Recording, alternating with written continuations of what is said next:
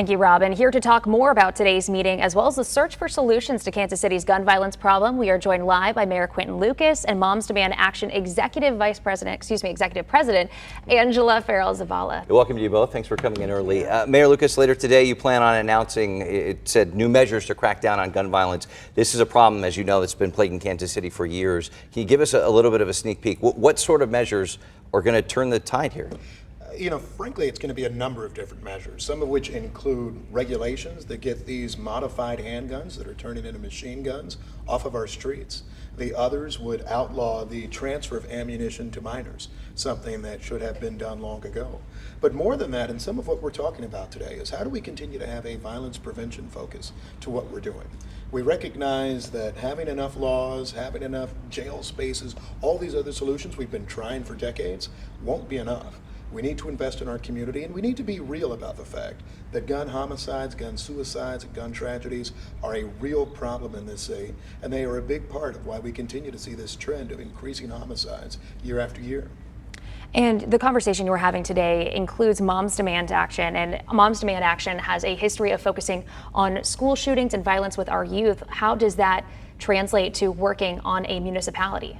Yes, well, thank you for that. Absolutely, we focus on school shootings, but we also look at the totality, as the mayor said, of all of the indicators when we think about homicides, when we think about suicides, we think about domestic violence, and even in unsecure storage in homes. So our volunteers are all across the country right here in this good city, and we roll up our sleeves every day, particularly wanting to focus and center survivors of gun violence and the folks that are impacted disproportionately by this crisis. Those include Black and brown communities. So it's been great, and we'll continue to work closely with the mayor to make sure that we have common sense solutions that are going to save our communities. We've seen community groups rally and gather time and time again to say enough is enough, and we've heard enough is enough to know that something needs to be done here. Let's talk just about the logistics of this, because you and the new council swear in today. Congratulations. The state effectively, though, runs the police department. This is something you and I have talked a lot about before. There's the Board of Police Commissioners. Is there a barrier there when it comes to taking action just statutorily? And then how do you and the new council have a workaround?